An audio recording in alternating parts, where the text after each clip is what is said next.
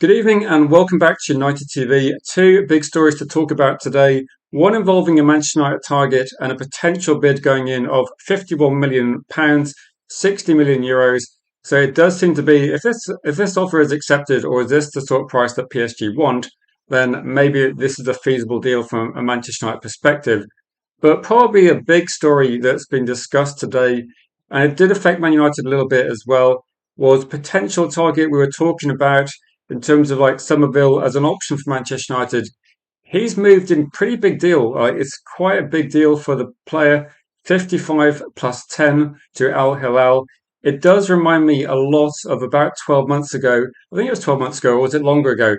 When Don Duran moved from Villa to the Saudi Pro League. I think he was a bit younger. He went, I'm pretty sure it might have been something similar, 55 plus million, but that was a while ago and transfer fees seem to have come up a bit. So I think that this seems like quite a lot of money, but it's probably, if you consider the Don Duran deal, it probably isn't a lot of money in consideration of how much they can afford to pay in that league. I suppose the big question mark, and maybe the most surprising thing, is not that Al Hilal have got the money to spend 55 million on a player. It's just that a 24-year-old did well in the World Cup, linked to a lot of clubs, played in the Premier League last season. But I guess it's going to be a very big offer, a very big contract offer. But I don't know. It's a little bit disappointing, but we'll see. I thought he might have been holding out for a potential big move to a Premier League club, try and win some titles in major leagues before going to Al Hilal. But I was a bit surprised that the player decided to take that option. But I guess the money was probably too good to turn down. But again, that's one story which I think, in terms of like the money, how much Somerville went for, just to put the story up there so people can see what we're talking about. Fabrizio confirming that 55 million plus 10 add-ons. This is pounds. I think people have been. I think it might have been David Ornstein added the numbers together, changed the currency for euros. So 80 million obviously sounds like a lot more money, but that's kind of the situation regarding that. I think at the time, I can't even remember what we predicted he'd cost. So I think when Somerville was talked about, I don't think it was 55 plus 10. So it must have been a bit cheaper. Maybe it was like 45 to 50, possibly. But I think that for me seems like not a great deal. I don't know what people think. For me, it doesn't. It seems like too much money. That's what I'm going to say. But I think in terms of this one, Zaire-Emery, £51 million, PSG midfielder, excellent player. £51 million seems too cheap. So I'm gonna say, usually I say the transfer fees are too expensive. I think Zaire-Emery feels like too cheap. That's what I'm thinking. So when I saw Man United might offer £51 million, my initial reaction was, I don't know if is that going to get accepted? Like in this modern day and age, that no. So we'll go for this. Let me know what you're thinking as well regarding that. Massive shout out to Modern Samurai. Thank you so much for the gifted memberships, and big up to people that are watching that have got gifted memberships. I know it's a legend, Miss Belina in the chat. Big up to you, my friend. Angie, Faith, Grey 100, Georgie the Bear, some legends there as well. Thank you for watching. Thank you for tuning in. And if you are watching, as always, let me know your thoughts. I will try and use as many comments as I can during the live stream. But for people that don't get comments read out, I try to read out everyone's at least one comment. Then just vote in the poll as well. Post some comments as well so you can communicate with other Manchester United fans as well. And I'm just looking at this thinking, £51 million for Zaire-Emery seems like a good deal. It seems like too good to be true, but we'll see what happens regarding this one. Jill saying Chelsea dropping £170 million without European qualification.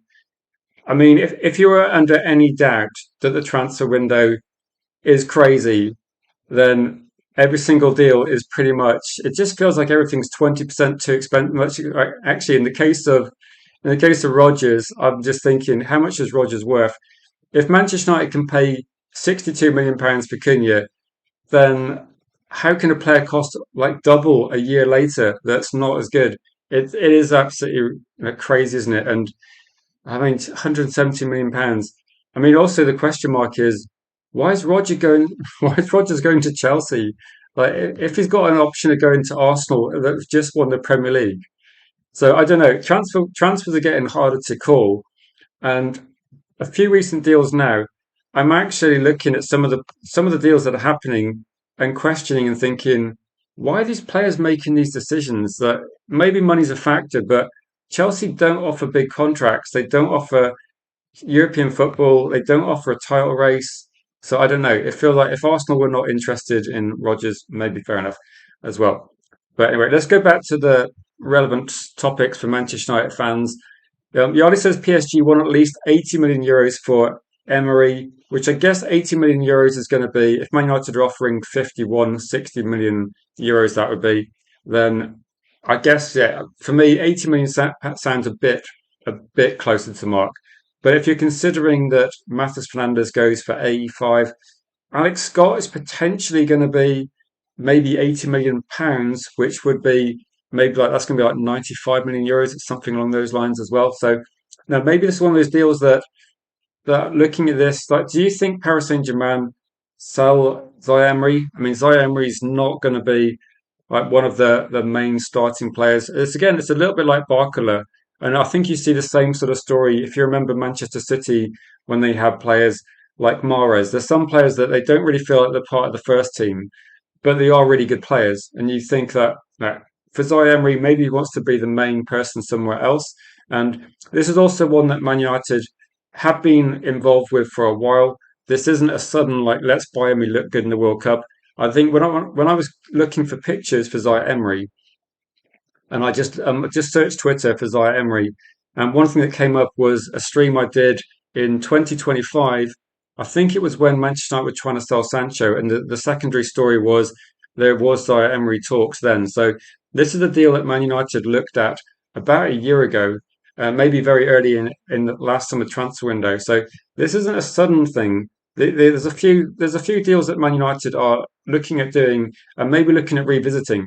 If you think about the Santos deal from Chelsea, that was another deal that Man United looked at doing 12 months earlier. So some of these deals we're looking at, the Man United have been looking at trying to move some of these players on. And also the other question mark is going to be like, yeah, 51 million pounds does not feel like it would happen, does it? That feels a little bit. I think what's another word for unrealistic? Like it's very unlikely, isn't it, that that offer would be yeah, would be considered, but we'll see. It could be like potentially a negotiation point. I think there's definitely a few players now that a lot of clubs are saying they're not for sale, and we have seen. I think the most maybe the highest profile signing was that say Alex Scott was deemed not for sale, so we're going to have to see if that happens. I think Elise probably isn't moving this window a bit. No, United Side Die says this player Emery has a higher ceiling than Mainu currently. I think it's difficult to say that. Like, I know that we're looking at different players. I'm not sure how old Zaire Emery is at the moment, but Mainy's only 50. Mainy's only 21. So I think some of these players like Santos, it's really really difficult to say. So I think Zaire Emery is currently playing at a higher level, but I think it's difficult to say what sort of. So he's 20, so he's not today. It's difficult, isn't it? When I was looking at a few, I think I joined a few spaces about a month ago, and there's a lot of people talking about Elliot Anderson, Matheus Fernandes, and you have other targets of a similar age. And there's always like a debate saying, who's going to have the highest ceiling? It's really difficult to say at the moment. BLG Malps, have we signed anyone today? I think, as far as I know, no one at all. But there's the signings we're talking about. I think people are dividing them into like, do they count as first team signings, or are they someone like when you're buying a player from the academy of Spurs? Then yeah, it's a signing, but it doesn't feel like it's going to be. If we wanted to get 4 or 5 people in, or 5 or 6 people in to help Michael Carrick, I think that at the moment Tielemans and Santos count for sure, but I don't think we can count Darlow as being a player that's going to help significantly. You would imagine that Lamans would play every single Premier League match, and that you're very much looking at a backup. So it's a bit like saying how much did trying to think. Actually, for some reason, I always forget who Schmeichel's backups were, but how much did they help Man United? Yeah, they will fill in from time to time, but it's not going to be too significant. Big up to you, Jude, in the chat. Good to see you. And so Zaya is a good player. He looked good in the World Cup, didn't he? I think he's one of these players that's very good in possession. And if Man United are looking to try and have a bit more control in games, then he might be a decent player to look at as well. Big up to you, Jeff, in the chat. Good to see you.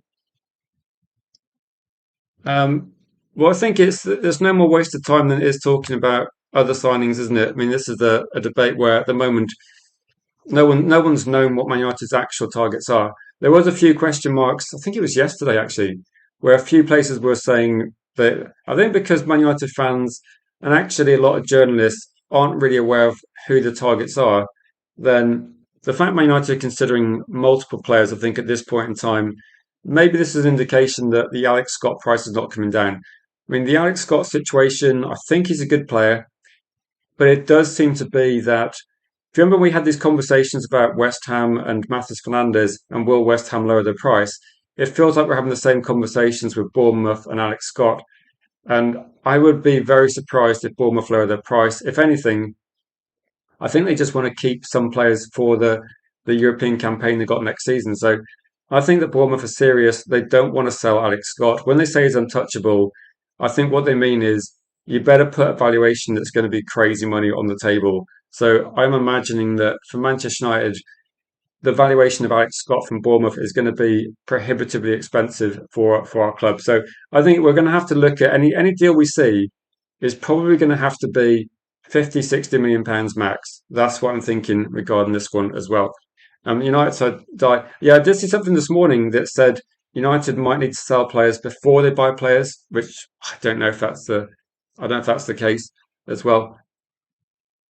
And so Yali's saying that just to keep you up to date on, say, Alex Scott's situation, is that Chelsea did bid £60 million for Scott, which was rejected, says Yali. I think as soon as Matheus Fernandes went for 85 million, I think Bournemouth are in their rights to look at that and say, right, well, that could be the benchmark. So at the moment, if you asked me 2 months ago, I would have said £60 million might get this deal done. And I think when we talked about Alex Scott, we did think, maybe 60 gets that deal done. It doesn't seem like crazy money, but it doesn't seem like it's too cheap.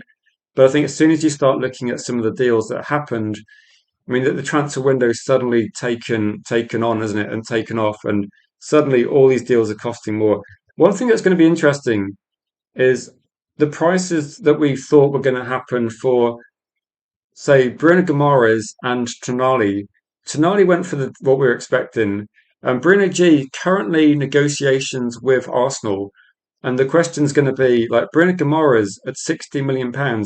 Is he a little bit? No, is he a good value, or is it based on the age that's going to be that sort of? Because it feels a little bit like I can't remember how old Casemiro was when he signed for Man United, but it feels kind of similar that Bruno Guimaraes he did miss a few games of injury this season. He is like 29 years old, isn't he? So if you're going to offer him a 4-year contract, maybe Arsenal are thinking. I think for Arsenal though, it's a bit different because they want to win the league next season. So I think Bruno Guimaraes is a good player for Arsenal, but maybe Arsenal are trying to negotiate the price a little bit. I don't think that they're going to get much of a lower in price though. It does seem to be that at the moment any club selling players apart from Man United seem to be getting good money. So again, it does seem to be that we're the only club that can't sell players in what seems to be a seller's market, which is a bit frustrating from a Man United fans' perspective. But we have to look at it and say it is what it is. Unfortunately, I mean, maybe we're going to see something regarding that. A massive big up to Modern Samurai saying United have signed 4 players this window, which is a high number in comparison to the rest of the league. And so only Ipswich and Spurs. Actually, Ipswich got promoted, didn't they?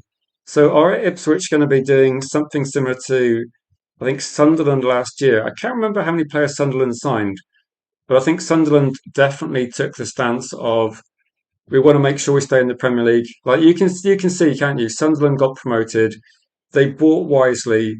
And most people, when Sunderland concluded their business last season, we were like, okay, they're going to stay up. It looks like they've done some good deals. So I'm wondering maybe Ipswich are doing something similar. And maybe they're looking at when Ipswich were in the Premier League last, they were pretty poor, I suppose. Weren't an easy team to play against, but they didn't really look like that they were going to stay up. So maybe a different approach from them. Maybe they got a bit more money as well. But Modern Samurai is saying we signed 4 players this window, and so the window's not closed yet. So in terms of like the window, if anyone knows the exact date, but I think it's probably about another, I think 6 weeks. Is it six? The transfer window closes about mid. Is it mid-September? So I'm going to go on holiday. I did say when I go on holiday, I'm fully expecting there to be some transfer news. So I will remotely be doing like a few shorts or something. So I will try and do a little bit of remote stuff. I don't think I can do any live streaming when I'm abroad, but I might be able to do a few things in terms of like a bit of content, some reaction to news, etc., like that as well. But also, I've got some very good people that are in and around the channel as well, which I hope they're going to. Well, I'm gonna. It's up to them, but I think we might have some guest hosts as well, which you'll recognise from like guests on the channel. So there is a possibility that we have a fairly good coverage over the next week, hopefully as well.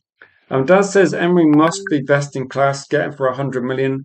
Though the question mark is going to be that when I'm looking at Emery, and I know people say that is this realistic? Is it unrealistic? The question is going to be that do you walk away from a team that's won 2 Champions Leagues and then it's really difficult, isn't it? So I can see why put it this way: I can see why Tonali's left, and I can see why Bruno Guimaraes would want to go to Arsenal. It's the same way that Robin van Persie went to Manchester United. The question I've got is, as much as I love Man United, why would you walk away from Paris Saint Germain at this point in time?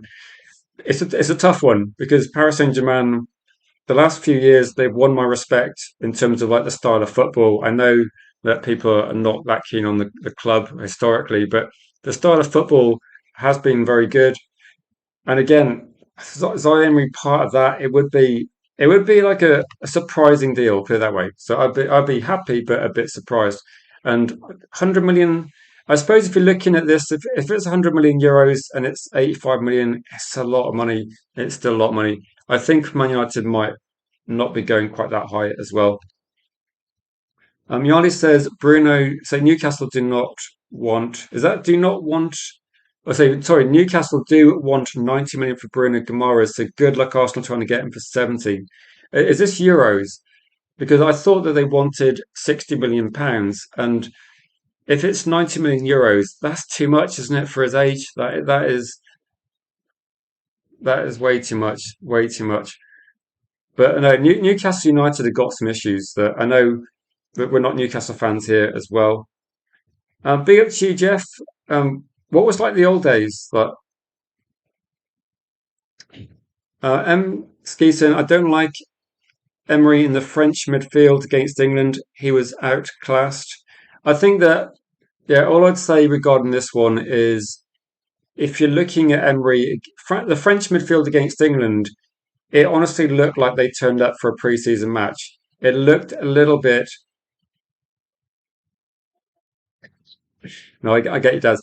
It looked a little bit like the French team that turned up in the third place match. It looked like they were taking it as a pre-season friendly, and it looked like England turned up to make a point. So I don't think if you look at that match, maybe the second match is more an indication of the quality of France. But France just started off so slow. I didn't recognise the French team in the first half, and to be fair, I was like genuinely, I don't know, surprised by how clinical England were in that match as well. But no, in terms of third place match, I wasn't looking forward to it, but it was a surprisingly good exhibition of football. Tommy says, "Hi Rich, hi everybody," and saying you think it's too much money, and say give you Hugo Larsson for 35 million all day, purely on games played, experience, potential, and say we're crying out for a Larsson type too as well. Well, I'll just say at this point, after Man United signed Tielemans and Manchester United signed Santos, I would say don't rule anything out.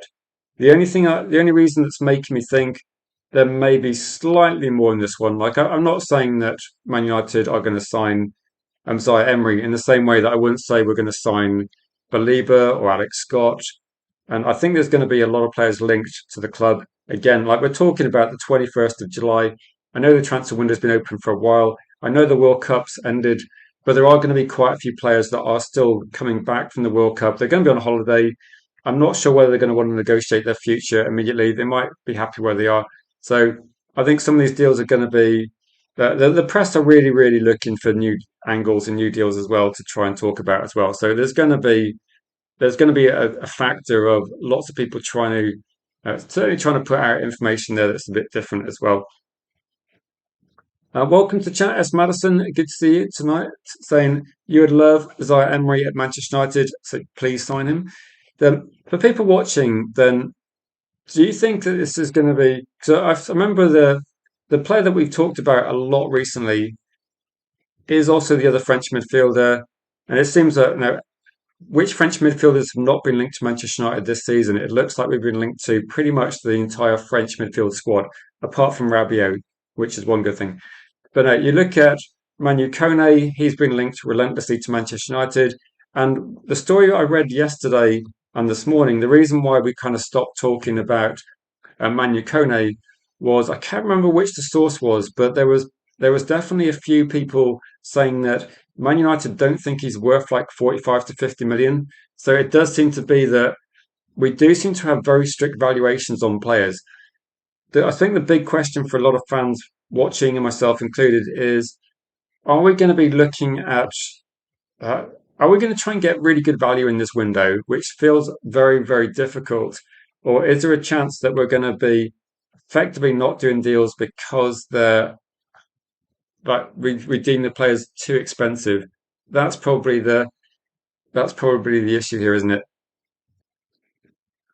Saying he's better than Ruiz at PSG. Trust you. I'll trust your judgment on this. I don't watch, apart from watching Champions League matches, then I tend to there's a limited amount of PSG I've watched, so I'm not going to sit here and rank all of the PSG midfielders and say which I think are the best ones. But no, I think I've heard a lot of people say they like Zaire Emery.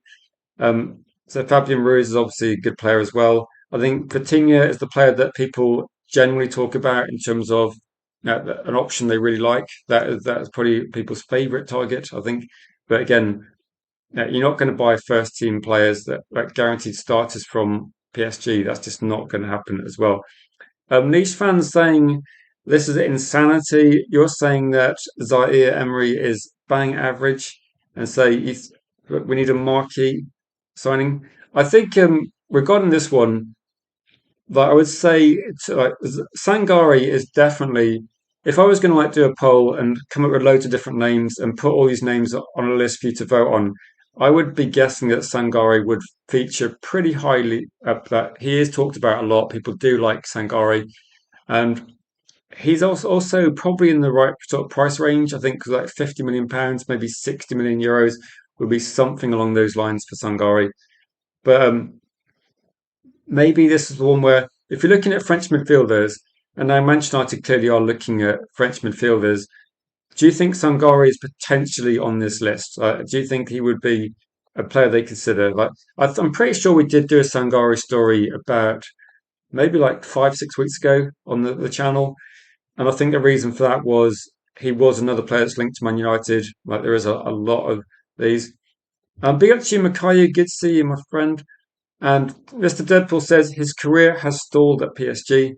Now, this is why I was messaging a few people before I started the stream. And one of the reasons I look at when we're talking about transfer news, if you're familiar with the channel and you've watched it regularly, you know that we're not trying to predict what's going to happen, but we are having a conversation about is this likely? Like, if Manchester United are making an offer, and again, this is at the moment this is journalists talking, but if they did make an offer, it would indicate for me two things. One is the player's interested in leaving, and the second is that they're interested in joining Manchester United, and they potentially, but I don't think necessarily with this case, but potentially they have prioritised Manchester United, or in the case of Edison, that was the case.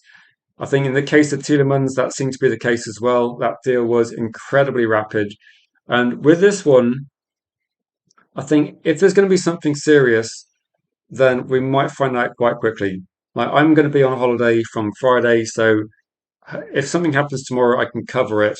If something happens Friday onwards, then I might not be able to do anything because I'll be traveling, but I might be able to do potentially some shorts. I might be able to do a remote video. I don't know. I've never tried doing something like those sort of things on my phone.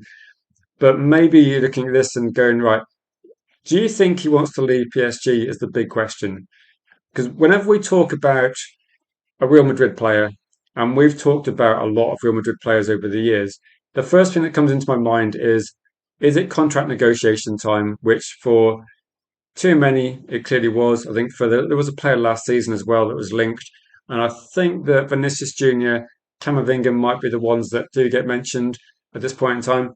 So the question for me would be, right, is there any chance that Zaire-Emery is after a contract negotiation? But like Mr. Deadpool is putting out here saying that maybe the problem is his career stalled somewhat at PSG, and maybe there's a question mark over whether he wants to be moved on or whether he wants to go somewhere else. So that's the one thing I would say about this. But people can debate whether they think it's a good signing or not. The ultimate answer is going to be we won't really know until we see him playing for Manchester United and seeing what Carrick wants out of the players he buys. So, and I know Michael Carrick will be scrutinised a lot, but I don't think Michael Carrick's actually going to be the person that's making the calls which players to sign. He's probably having some input, and I mean, Carrick was a top quality midfielder in his prime, so I'd imagine he has a good idea about what makes a well functioning midfielder a bit more than Jim Radcliffe. So hopefully he's having a bit more say than I think, but we'll have to see. Maybe this one is. Do you remember when Jonathan David was talked about a year ago, and it ended up at Juventus? Didn't have the best season. Looked okay in the World Cup, admittedly against not necessarily the best teams that they faced in the competition. But now maybe this is another one, Yali. That if you look at the French league, Sangari kind of stands out as being one of the best players outside PSG. And at the moment, I don't think anyone's thinking he's going to cost a lot of money.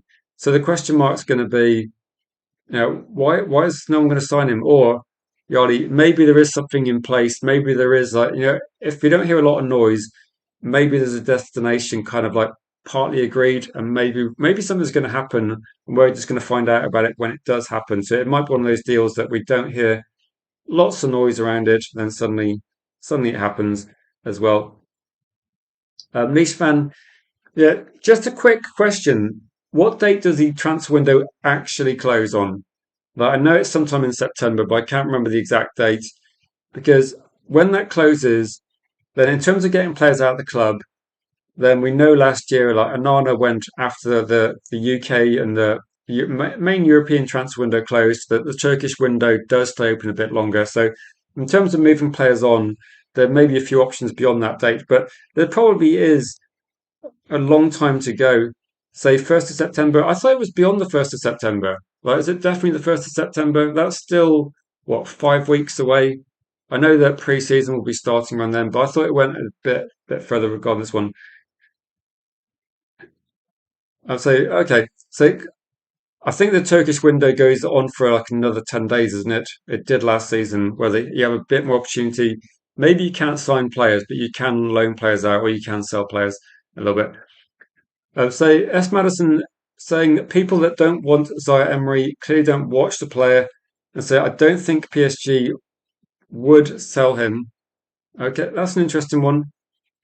I mean, people can have different views. That's absolutely fine. My view regarding Zaire Emery is I would go with like the scout's opinion and obviously my opinion on Zaire Emery is I think he's a good player. I don't watch Paris Saint-Germain enough to kind of like say, right, is he better than Boadi? I've watched Boadi a bit more, put it that way, and I think Boadi would be a good signing. But I think Zaire Emery, Sangari, I think maybe Sangari and Boadi we talk about more than most players, and it could be just because they're exciting young players. But Zaire Emery. Uh, Maybe Paris Saint-Germain is not showcasing his abilities to people that don't like him, possibly.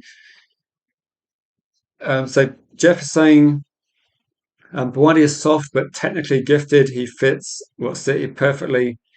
I mean, City are kind of changing the way they play as well. So yeah, it might be a different situation. United Dice says we've been buying dead wood from outside the league. This is why people say are apprehensive to buy now because of Woodward's dumb signings. Don't you think though? Last season, Man United pretty much nailed the transfers. Like Cunha was a good signing, and Bremo and Sesko were good signings. Lamans was a good signing. So whoever was making the call to sign people like Lamans, to sign Cunha, those sort of deals. Like you gotta say right that you're making good decisions now. So if you're identifying players that make sense, Matheus Fernandes I think was a good example of a good player, made sense. Alex Scott is a good player, makes sense. And I think Elliot Anderson obviously incredibly expensive, but again another good player. So I do feel that Man United identified some of the best players to potentially sign to improve our team. So it seems that we're not really confident enough to spend that sort of money. And clearly, Spurs and other teams around the league look at Rodgers, look at Chelsea. So other teams are pretty confident to back their club with expensive signings. And at the moment, Man United not so keen as well. I hope Carrick saw how good Maz was for Morocco at left back during the World Cup. So we should definitely try him there after his performances. And then at the moment, I think Mazraoui is one of these players that is pretty versatile. The only thing that's making me, what's the word, not negative about that, is I think Man United should be looking to, if you're going to use Mazraoui as a left back, then I would buy a new right back. So I think at the moment I say our full backs, we've got Luke Shaw, we've got Dallo and Mazraoui, so we've got three players. And I've always been saying that we should get a left back. Someone like Lewis Hall would be a good signing, so go for a left back. But if you switch Mazraoui to left back, for me, then you're kind of like shifting the priority a little bit because then you would need to go for another right back. And so Mackay is saying that we should put Mazraoui at right back. So clearly we need another player. Like clearly we need another player. And big up to you, Modern Samurai. Sorry, a big up to you, Jeff. Sorry, I missed the name. Thank you so much for the super chat, Jeff. So the window closes 11 p.m. British Standard Time, September the 1st, 2026. So I'm trying to think when I'm on holiday. I don't think I'm on holiday that sort of time. So we will do a deadline day stream. The only problem is every time we do a deadline day stream, nothing happens and it's very frustrating. So um, I don't know. Are you just a quick question to like Jeff, other people? I'm not a panicky person, and so I see a lot of people in the comments. I know people are getting agitated. I don't that I'm not overly concerned at the moment because it's the middle of July. I'll say that towards the end of July. And Manchester United, as long as I've been supporting them, they don't tend to do lots of deals early. Certainly not over the last sort of few years. So they don't tend to do deals that early. There's still a lot of time. I think the question is going to be if Man United end up doing deals towards the end of the window, and those deals, let's put it this way, say those deals actually end up costing as much as deals we could have done now, I think it's going to be a bit annoying, put it that way. But no, big up to you, Jeff. Just a question, Jeff. You must talk to American fans in the same way that I talk to British fans. How are people feeling like that, And so I know on YouTube, I think people are always a bit, what's the word? I think people are angry. And sometimes my anger is genuinely directed at, I think it depends, doesn't it? I think I'm frustrated with the state Man United's been in for the last 10 years, considering the team I grew up watching and supporting. I think sometimes when I get a bit annoyed, it's genuinely frustrating about where the club is and kind of what the situation is regarding now. So we're talking about finishing third, and we're wondering whether we can actually maintain that position. So it's difficult, but it is the reality of where Man United are at the moment. Jeff says that you're mad that we're not adding heavy hitters as well as the kids. So do you know what the problem is?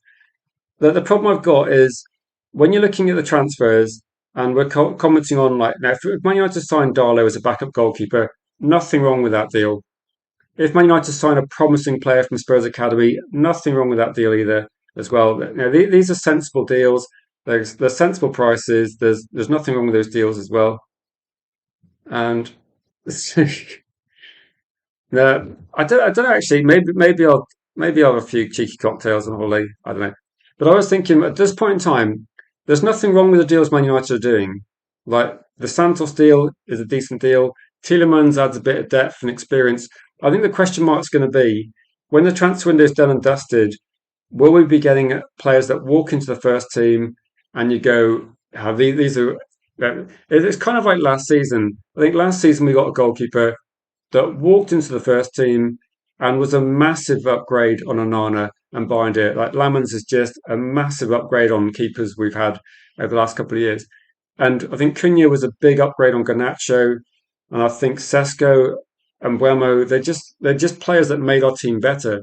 And so I think the frustrating factor is that Man United need to do both these sorts of deals. We need to do younger players and we need to sign more experienced players at the same time.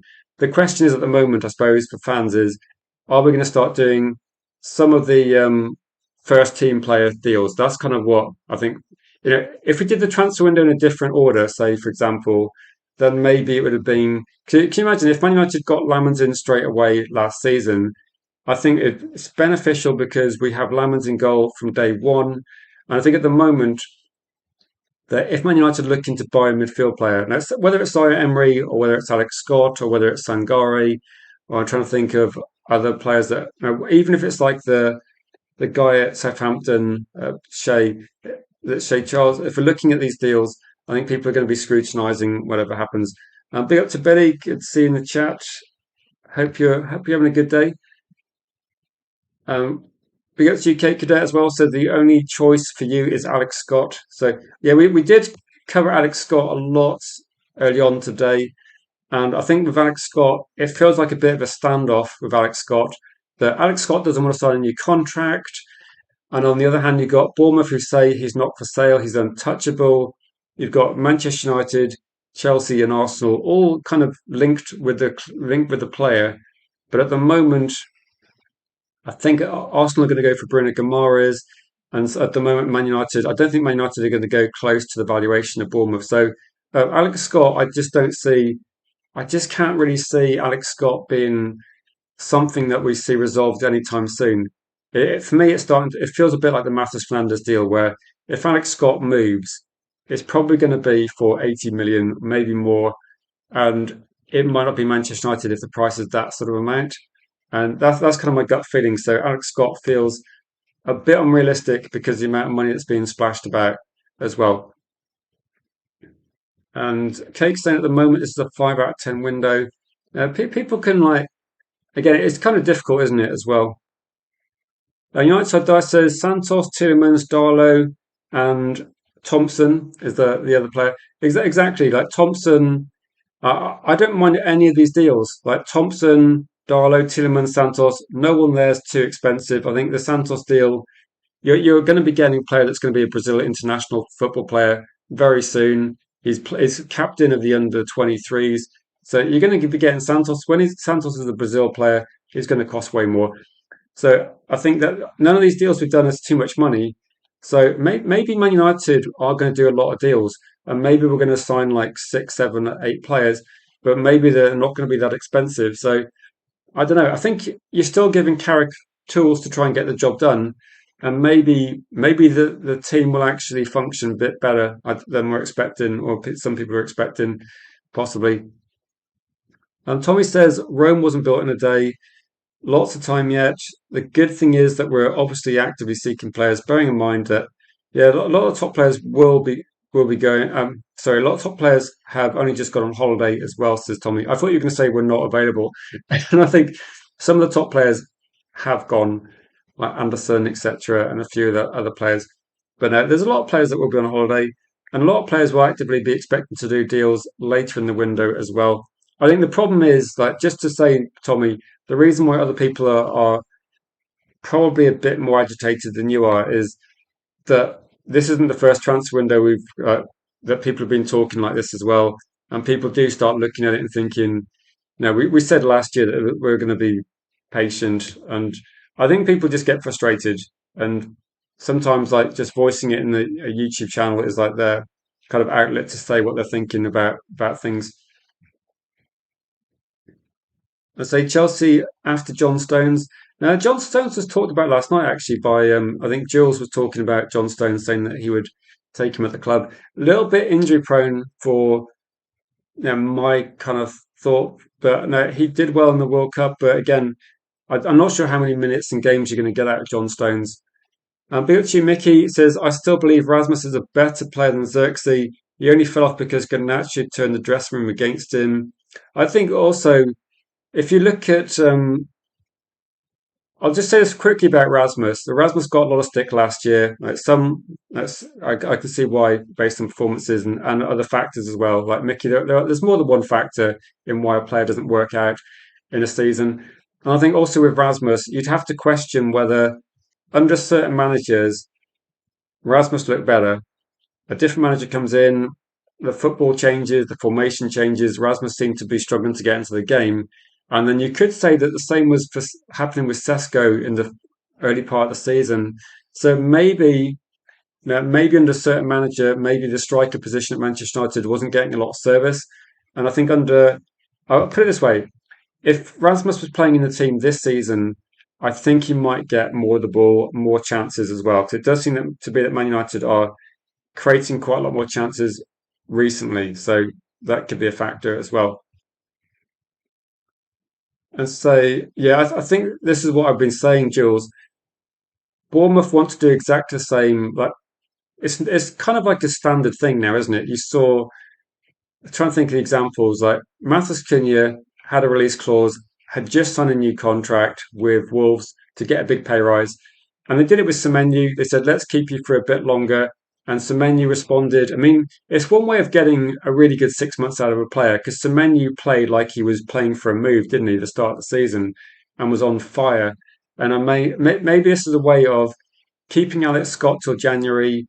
Alex Scott will be on fire the first few months of the season, trying to earn a new deal at a different club. So maybe that's the reason. But also, I think it's about a way of Bournemouth like picking the price they want, and then they're saying that Alex Scott can choose where he wants to go in 2027. The issue is going to be that what if Alex Scott doesn't play that well? What if Alex Scott gets an injury or something? Then is Alex Scott going to be there, kind of stuck at Bournemouth? Because if you put a release clause in, then this is kind of a difficult one. That Jules, if you look at Semenyo's release clause, it was pretty much in line with the Matheus Cunha and the Embuemo kind of price. It's about was it 60 +5 or 65 +5? So something along those lines. If you're going to put a release clause in for Alex Scott, like who do you use as like a benchmark? Are you going to put Matheus Fernandez? You're going to have an 85 million release clause because that's going to be pretty big. And yeah, if you don't play that well for a few months, then you're not going to get that sort of that money for him.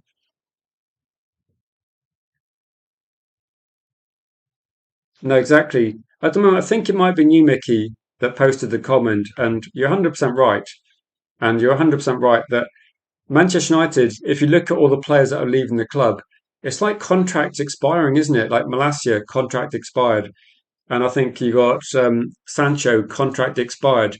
But should we just fast forward until Rashford's contract expires? Because it feels like it's the same sort of thing. And Casemiro contract expired. Jesse Lingard contract expired. I mean, the list is like getting pretty much endless, isn't it? Man United are atrocious at selling players. That's why when the Rasmus deal went through, I was just genuinely like, wow, we've actually got some money for a player. It feels somewhat like a miracle. Um, big up to We Deserve Better in the chat. I was trying to find your comment, but you're saying that Zaire-Emery doesn't get ahead of the other midfielders in PSG, which I think that's a big point as well. And again, players move for different reasons. And just to give you like an example, if you remember, very start of the stream, I put this up just to illustrate a point really, and say Somerville has gone to Al Hilal, linked to Manchester United. I can't actually remember. He was linked to somebody else as well. I can't remember who else he was linked to. But it's like Don Duran. When Don Duran left Villa, went to the Saudi League, I was just genuinely like, wow. Okay, there's some deals like with like Somerville. He had a good World Cup. He was kind of people were talking about him, thinking, okay, we could see him. I don't think I necessarily was like be pushing to for Man United to sign him, but I could see like him having a good Premier League move, and it's a little bit surprising, but players move for different reasons. I'm guessing he's going to be well compensated, and it's probably maybe it's a no-brainer situation for him. 24 could go for there for a couple of years, or maybe 2 or 3 years and come back. But yeah, maybe they made him an offer he could not refuse. And be up to you, Ollie. Good to see you in the chat. Said Zaya wouldn't be a bad shout at the price. experience of playing right back when Hakimi unfit, something I wasn't aware of, but again, we suppose we do have a couple of right backs already.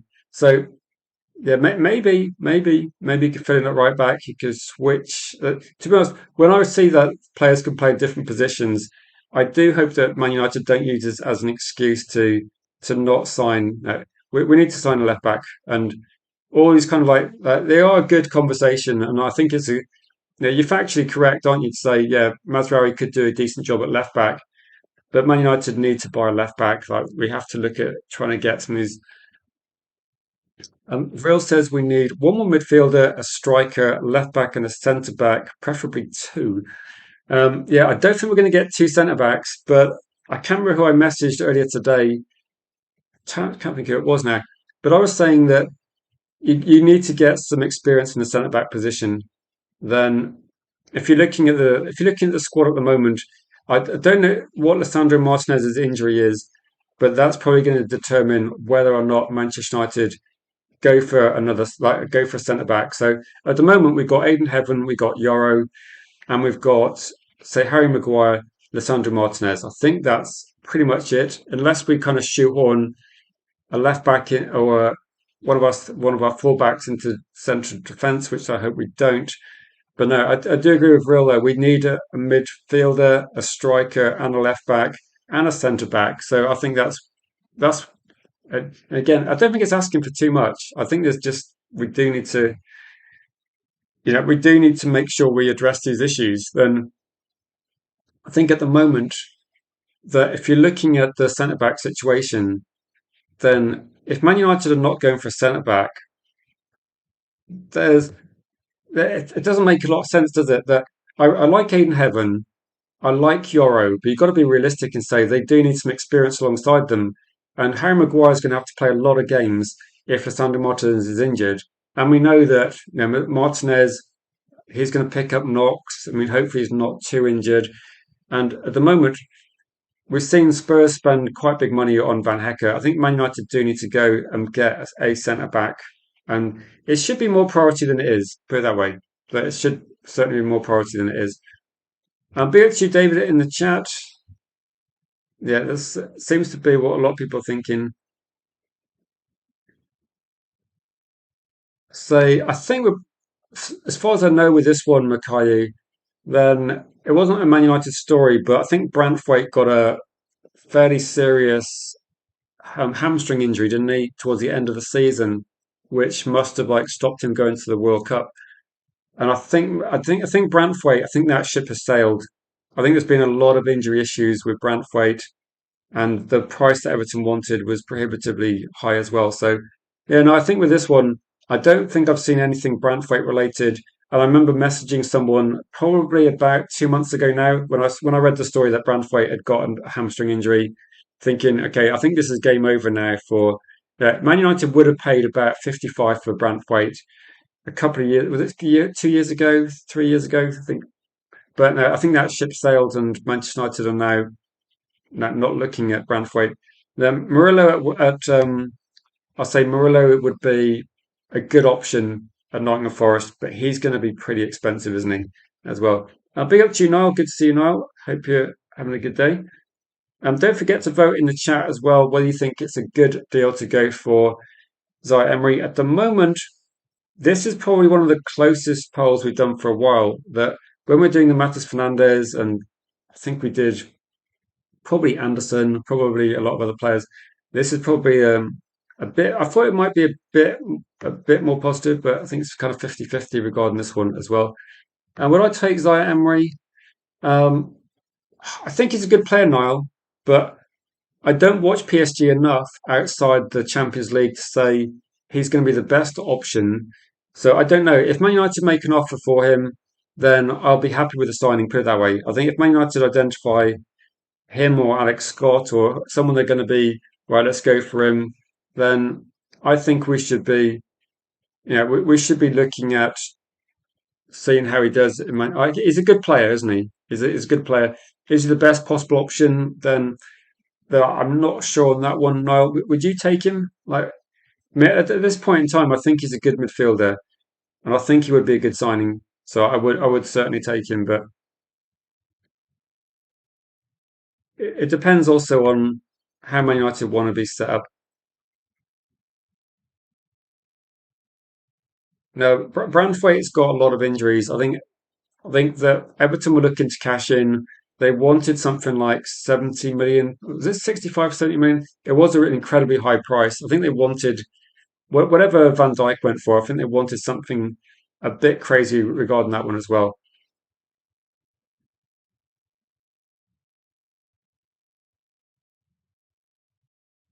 No, this is why when I was talking to people as well, that what do Manchester United need to do? And I think Manchester United need to get you need to build around certain aspects of your team. So Man United need to get a top quality midfielder. It's a bit like when you look at if you look at say teams that have been good over a long period of time, then Arsenal have been so pretty good the last like if you look at the league position, they've been consistently like second or third than they won it last season. They've got midfielder like Declan Rice. They've got very good centre backs in the club. The thing that Arsenal haven't really had is Arsenal haven't really had a very clinical goal scorer. They haven't had someone that's going to bang in loads of goals. So Man City, they've had the goal scorer. They've generally had the midfield with like Rodri and other players around him. You could argue that recently they haven't had the defence of Arsenal.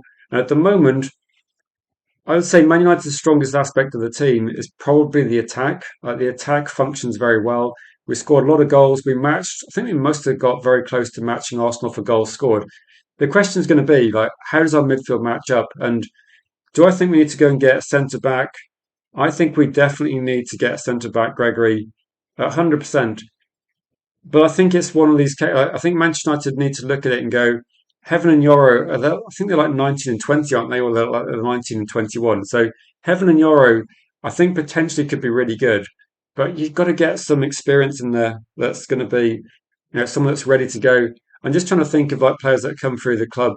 Like, Matt, like, can you anyone remember Man United having centre backs that young? And like Bruce and Pallister must have been, certainly must have been like early 20s, mid 20s when we signed them. But no, I think it's not talked about much, Gregory. But I think in my opinion, it should be a bit more of a priority. Like this should be seriously looking at this.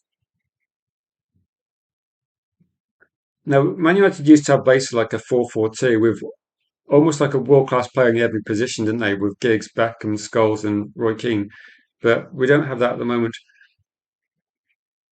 Mr. Cake saying that what United needed to do was to overpay for Tonali, and to be honest, the Tielemans deal is a good deal, but we could have had Tonali and Tielemans, and that would been a solid midfield. Yeah, I mean, a lot of people did. A lot of people did question it, didn't they? And they said, like, I think at the point in time, like Tonali wasn't the top target for some people, but tricky. Big up to you, Jeff. Absolute legend. Have a great day at work. I know, like people won't realise because it's in the evening here in the UK, but the day's a bit younger in Texas. So, big up to you, Jeff. Always pleasure to get you in the chat as well. Thank you so much for your generous super chat. Have a good rest of your day, my friend, and hopefully, if we do some deals over the next week when I'm away, I'll do some shorts. I'll message you, Jeff. Keep in touch. Um, if Bruno goes, what is this team? Do you know what it feels like? It feels like one of those puzzles where when you get those sort of those puzzles where you've got a block or you've got loads of different bits of wood held together by like one sort of kind of pin. It feels like if you pull Bruno out of it, the current team we had last season, it probably falls apart. The question really, I suppose, United Sadaya is going to be: Are Man United in the process of constructing a team that doesn't want to say it doesn't want to like rely on Bruno? That's probably the most difficult thing. So, are they looking at trying to get a team that doesn't require? Well, I think Bruno's always going to be a world class player wherever he goes, but maybe you're looking at a situation where Man United need to try and build a team which, again, is great with Bruno, but you need to have a team that can function without Bruno as well. Like we can't rely on Bruno to play, I know, 55 games a season. Like you need to try and manage Bruno a bit more. But again, I think it's great that Bruno can do what he's doing, but if Bruno gets injured because we're overplaying him, then it's going to be pretty bad, isn't it? 300k a week for Tonali. No, that's it's tricky, isn't it? It's tricky. So Kabasi at 19 looks mint. The age isn't really an issue for me. No, I guess with this one, it's when you're talking about age, it's like not everybody's like a Ryan Giggs, not everybody's going to be like a Wayne Rooney. So age is different for different players, isn't it? I think at the moment, Manchester United centre backs, I think that's what I was talking about at the time, but Aiden Heaven and Yoro, I think they need a bit more experience. That they're not ready to be first team week in week out at the moment as well. That's again, I think they will be hopefully soon, but I think you need to try and like get them. I would say actually, no, you was that the Barcelona centre back you're talking about there at Job East?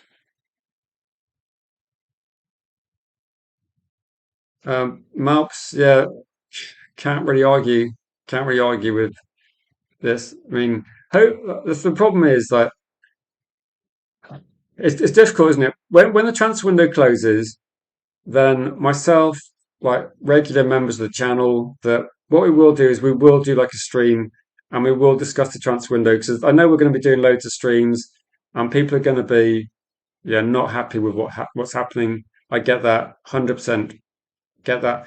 But maybe what we need to do is have an opportunity to discuss it when we've got all the information in front of us. Like once the transfer window closes, we can discuss that, can't we? Because at the moment, there are people that are angry. Potentially, we can do better deals in the next few weeks.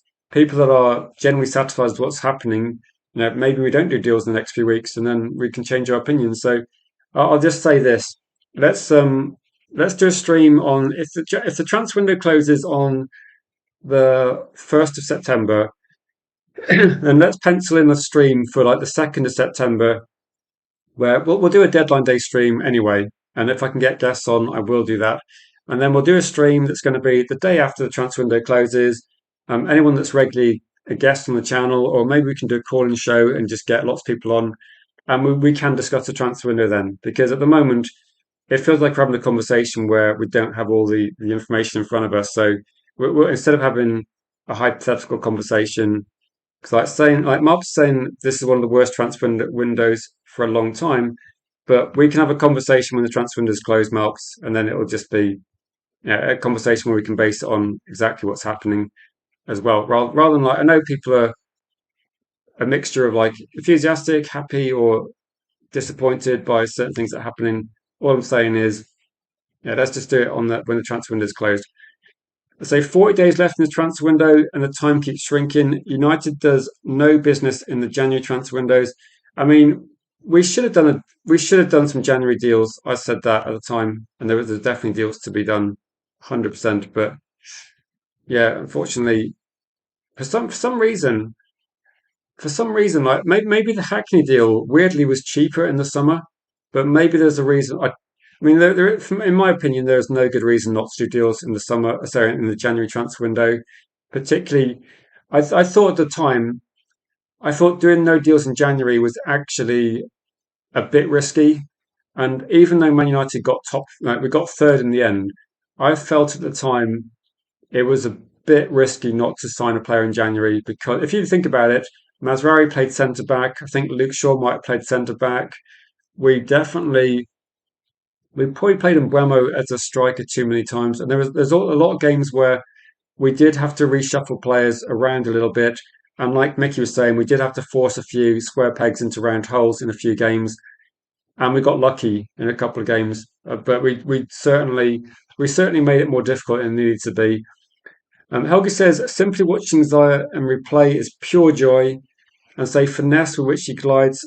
Watching his PSG debut, you were sold the first game you saw him, and it would be a dream signing for you.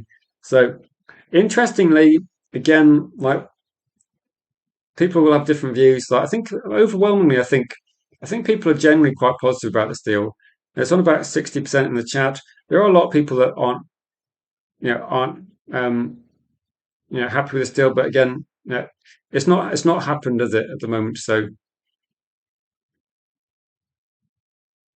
yeah, I mean, at the moment, I do agree with there does seem to be a consensus that the longer the window goes on, the more you pay. the difference with this one is the transfer window. It feels a bit like they've already the prices have already got ridiculous, haven't they? Like they've already got ridiculous, and it's is it going to go up much more from here? Is like the question. Okay, saying none of our midfielders can go box to box, and saying none of them can carry the ball out from midfield.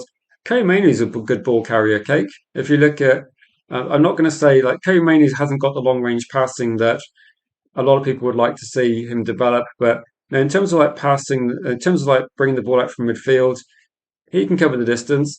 I think with some of this is going to be that Alex Scott clearly has got more of an engine as well. I do agree, and we were talking about this, saying that Man United need to get legs. But if you're looking for someone just as a ball carrier, Kobe Mainoo can dribble pretty effectively.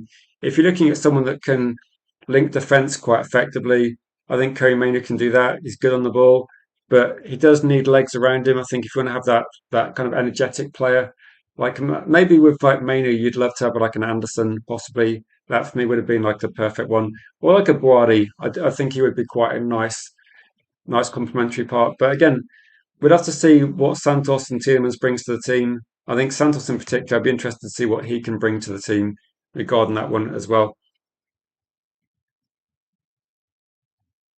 Let's have a look at some of the comments as well.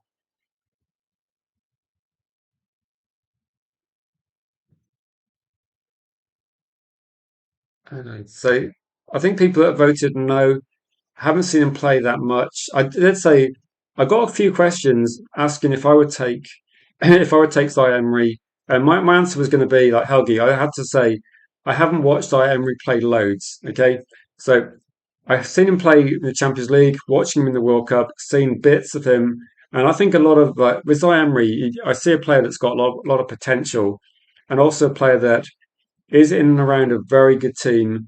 Is it going to be a situation where he maybe looks to move to a different team to get bit more game time as well?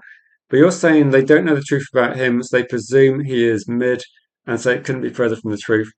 I think one of these things I remember talking to a few people about Boadi, and because I was watching Boadi and watching him play, I was like, okay, but Boadi for me is a player I'd really want to sign a year ago as well. And yeah, a lot of people at the time were not that keen on him. I think after the World Cup, there was definitely a few people. I say Lingard is free, says Varel. There might be a reason why he's free. I don't know. I mean, I'll say this: like, there's good memories of Lingard. I think particularly it's like the FA Cup final winning goal, and he did seem to be like a big game player. But let's be honest, like the Jesse Lingard ship sailed a while ago, so I don't even know how old he is. I don't even know where he's been playing. Didn't he go to the South? Wasn't he in South Korea or something? So I don't think there's going to be any chance at all. Any chance. I mean, I think the Lingard deal is a less likely deal than too many, to put it that way.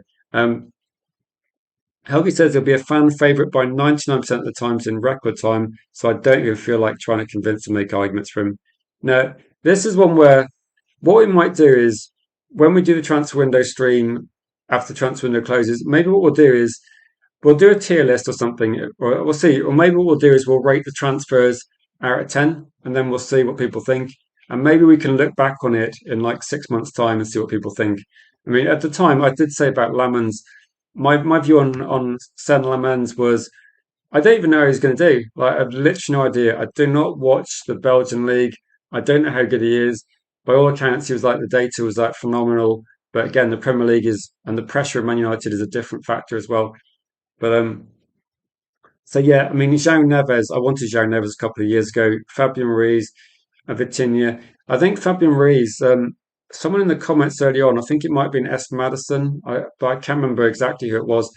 They said that they thought that Zaire Emery was a better player than Fabian Ruiz. So again, different opinions, but all valid as well. So AC Milan and Inter are going to start building their new stadium, but it's going to carry less people than San Siro. Um, I don't know. I don't know actually. I was talking to a I was talking to an Inter Milan fan only about 2 weeks ago, and No, only about 2 weeks ago, and he lives in this country now, but it did. He actually gets tickets to go and watch. I think he's a member of like some, must be something to do with like a supporter for Inter Milan. So he gets tickets to watch Inter Milan if they play against British teams. So he went to watch Inter Milan play against Man City in the Etihad. I mean, Man City fans must also, Man City as a club must be grateful to actually get people wanting to go to their stadium. So it's contributing towards that. So maybe I need to become like better friends with this guy. And if Man United play Inter Milan, maybe that's the way of getting tickets. So I imagine from a Man United perspective, it'd be very difficult. Although, if it means I have to sit with Inter Milan fans that are possibly a bit crazy, maybe that would be a bit too risky. I don't think I could stay neutral if Man United start winning that one. Belgians probably don't watch the Belgian leagues. No, I think for this one, when Man United signed what do you call it? When Man United signed Lamens, there was definitely a few people in YouTube communities saying they'd watched him like ages. I didn't really believe it, but you know how it is. You know how it is. People exaggerate a little bit as well.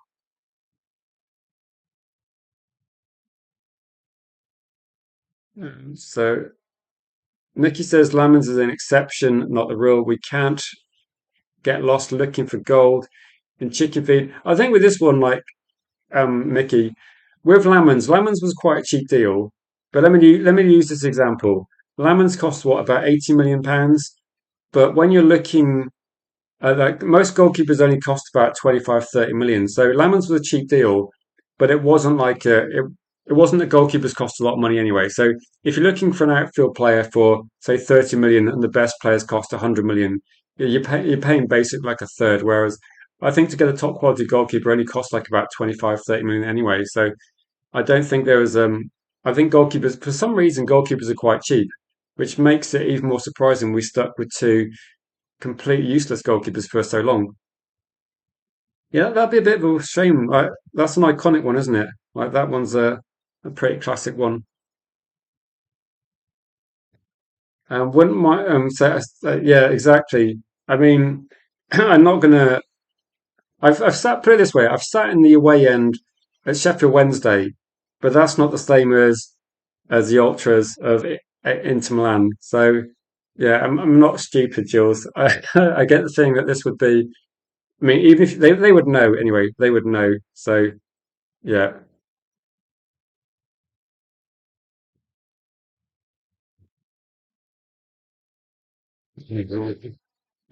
I'm not sure what you're implying with that question, Kate, but I think the answer is probably a no from me as well. I don't know. If you're talking about being part of like the halftime ceremony, I mean, I did think that Ronaldo and Ronaldinho did look a bit embarrassed to be part of it. So I don't know. What was your question, Steph? There's a few more comments, so it's getting a bit difficult to kind of like track some of these ones. But no, if you got a question that's going to be football related, please get them in.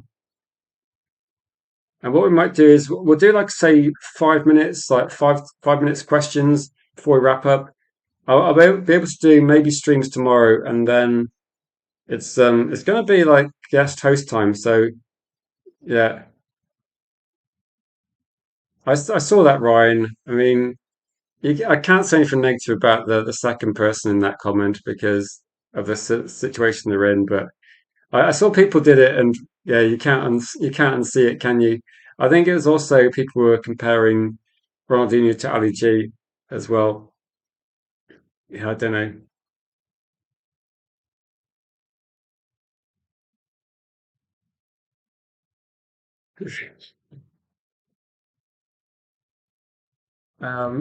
I've got a question. Would you bring back fruit polo? I liked fruit polos a lot. Like they discontinued. I thought I'd not seen them. If they had been discontinued, then that's an outrage. An outrage. Yesterday, actually, this will be a British comment. I don't know if people will get this reference, but there were some sweets that were left over from something. I think like um, my daughter had some friends around, and my wife said, "Oh, there's just some opal fruits." My children were like, "What? What is that? What is that phrase?" And yeah, there's some starburst. But they're gone. In that case, it's an outrage. I like those. Yeah, cake. I would bring those back. Okay, 100%. I'd bring those back. And so, just to go back to transfers, then what I'll do is I'll close the poll. We'll see what the vote is. If you want to vote on whether you think this is a good deal or not, you've got about 30 seconds. I'm just going to open the stream so I can close the poll. But I'm going to say if I got to vote, I would probably say I think the price is really good. Whether it's the best option for Man United, I'm not sure, but the price for me would be a good one. So let's close this. So it looks like a win for yes. I think most Man United fans are voting. They want to see a transfer from Man United. So a big up to everybody that voted. 43 votes. Please smash the like as well if you can. Let's try and get to like 30 likes as well. Should Man United offer 51 million for Zaire-Emery? Yes, say 60%. No, say 40%. I would be in the yes category for this one. Is he going to go for 60 million euros, 51 million pounds? I think that's a bigger question, and I'm not sure that. Yeah, I don't know. What's the question about career mode? Like United, I said yes, we need a career mode. What's the question about career mode? I do have FIFA 26. I don't think I'm going to buy 27 because it annoys me too much. But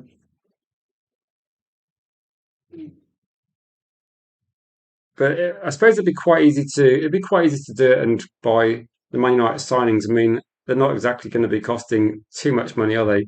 I'm not sure Spurs Academy signing will actually be on FIFA. I'm guessing it might be as well.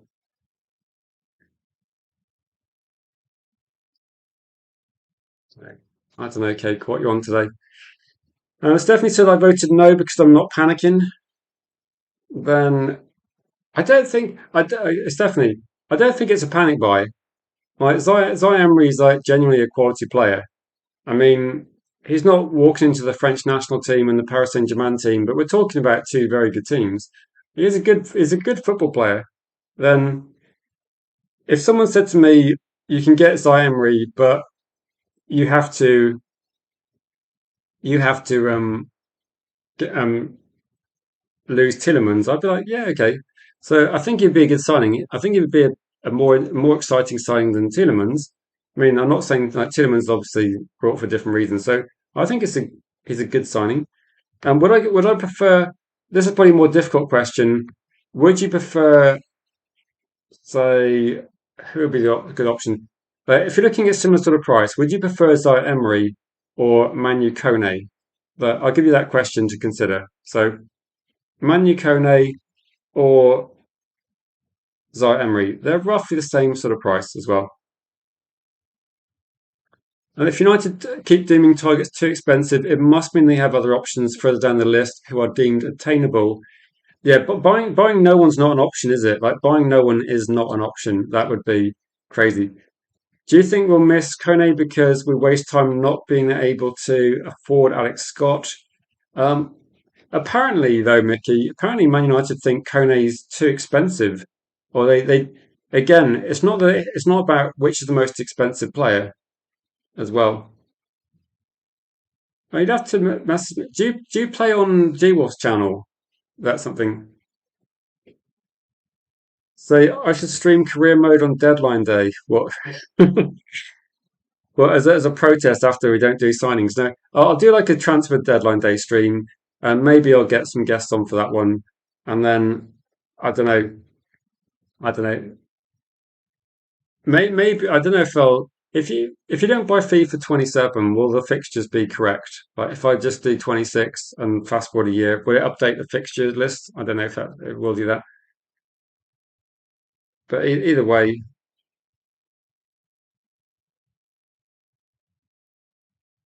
um, Major Beast says that Emery makes a decent amount of appearances for PSG, so I'm not opposed to him coming. And so we need a big tall midfielder though who's athletic. Yeah, that makes me think actually in terms of like how tall are the players we bought? How tall Santos? How tall is Tielemans? I mean, I thought Tielemans wasn't particularly short. Zaire Emery, I don't think PSG are actually have. If you look at their midfield, I don't think they have a lot of height in the midfield. But I think in the Premier League, defending set pieces, you need a reasonable amount of people that are going to be, over that height.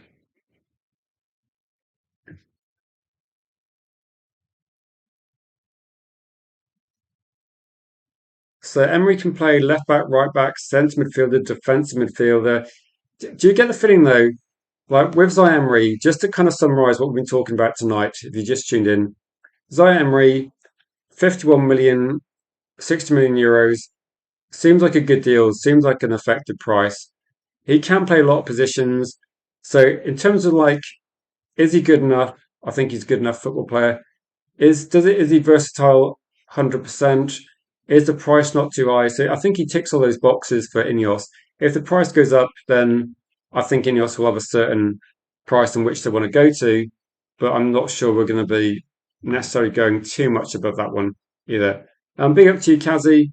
And we're going to be finishing in about, say, we'll finish in like 3 minutes. So if anyone's got a question, you got a few minutes to get it in.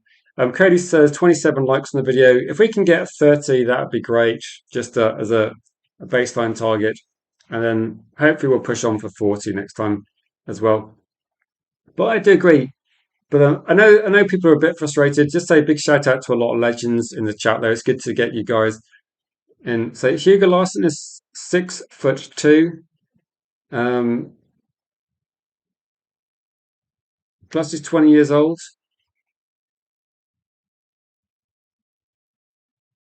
No, I don't. It must have changed the name quite a long time ago, actually. Stephanie said I still want Sangare.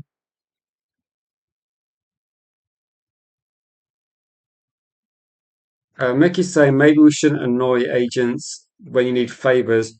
I don't know. I think agents really screw us up. Nish says, question: how do we get these parasites out of the club? Do you think? I think the ownership thing is.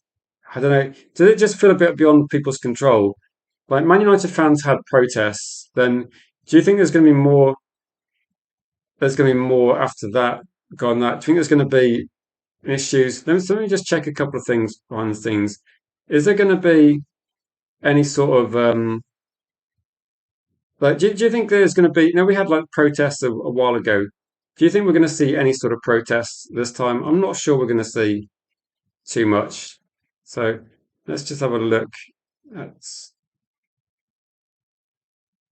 I think it's going to be one of those things where Man United fans they do tend to get a bit annoyed, but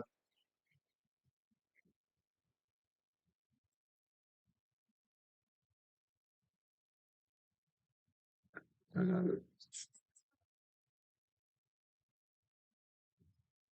uh, so I don't think we're going to see too much in terms of like protests at the club. I don't know. Man United finished third, so I don't think we're going to see too much energy regarding that one. That would be my guess regarding that one.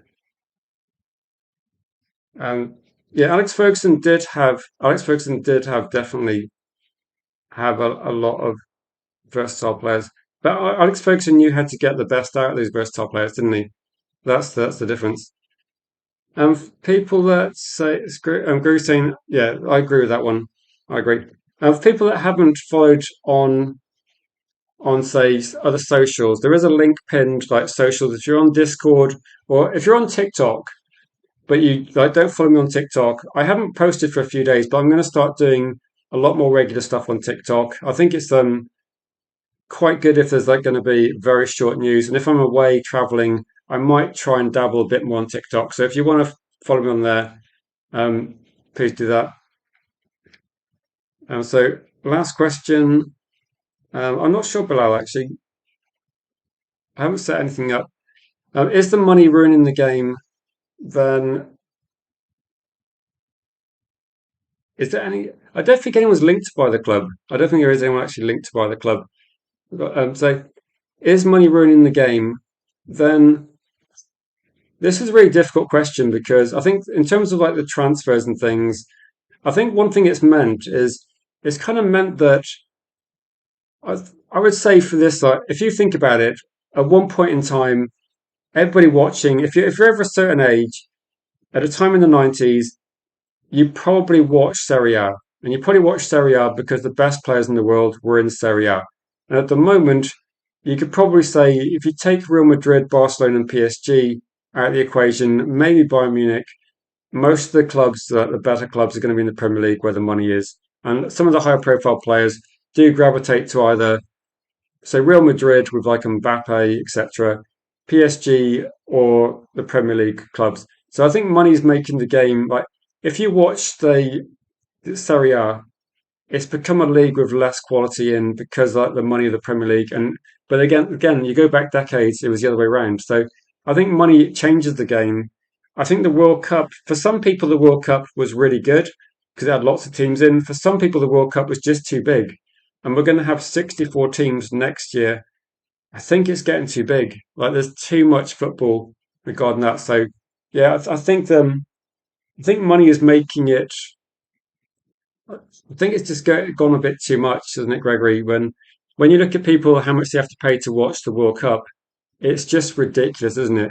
And there are people arguing on social media today about season ticket prices and are Manchester United trying to reduce the amount of season ticket holders to get like tourist fans that they can charge more money to. So I think money is obviously causing a problem, isn't it? And I don't see how it changes though. I think the World Cup pricing, there's a lot of people watching it, and I don't know. It's a bit disappointing. So let me go for a few. So forget the money. Have you seen how boring the football is? Any updates on Rashford? There's no update on Rashford as far as I know, David. But again, if you're on TikTok, there will be a United TV socials that's pinned. Just follow me on there, and I'll try and post things on there. I'll do some shorts as well over the next few days if I can. No, I think with this one, that if you watch football in a certain amount of time, if you watched it between, like, say, the late 90s, early 2000s, it felt like a bit of a golden age of football, where more attacking players, lots more goal scorers. I think football's become a bit overclinical. Possibly that might be a factor. So, I mean,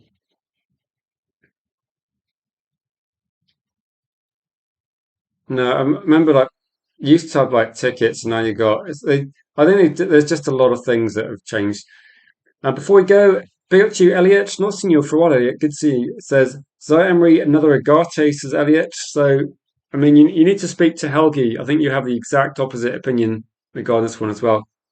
Tickets in Finland, good bit of information from Jules. Tickets in Finland pre-season against Wrexham were £100 and only 20,000 fans attended. The stadium was over half empty. That's not good. Like, that is not good. In the past, Man United have toured in the USA.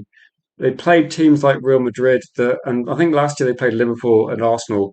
The stadiums were absolutely full. So yeah, it's just too much money, isn't it? It's just too much money. Like £100 to watch Wrexham in a pre-season match is a bit outrageous. So I mean, I like the idea that the friendlies. I think they're decent, but the pricing is like poor, isn't it? Trying to really fleece fans. Um, that's crazy, isn't it? That's crazy. I have no idea how much it costs.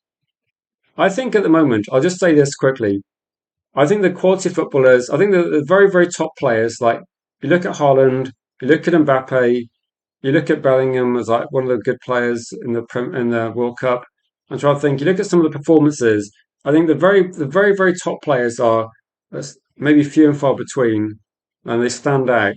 I think there's lots and lots of very, very good players, but the tactics they use kind of cancel each other out and neutralize each other. So I think that's one of the issues here that the tactics is to not lose sometimes. Where it felt like in the 90s and the early 2000s, it felt like the tactics were to try and win games. Now it feels like let's try not to lose games. So that's just my take on it. But it does feel a bit like we're seeing more and more low blocks. When I saw the fact the World Cup was going to be extended even more, I was thinking we're going to see even more low blocks, even more low blocks. Big up to you, Greg. Uh, said fans just boycott games. It's that simple. So maybe Ineos signing elite fans this season. I don't know. What are you talking about, Vril? The elite fans are watching here. And I was going to say, we may be for sale, possibly. I don't know, some of us. No, I think Man United will always be full, but I think you have to be mindful that you can't keep taking the piss because at some point, not necessarily Man United, but at some point, other teams will become uh, start having empty grounds. The Premier League can't take the fan base for granted and keep hiking up prices. There will be a breaking point at some point, and then it might be too late. Right, guys, thank you for watching. Big up to you guys. Tomorrow I'll be doing some live streams. There may be a guest host tomorrow. I'm not sure, but it will over the next couple of days. There might be some guest hosts on the channel. So if they are, please.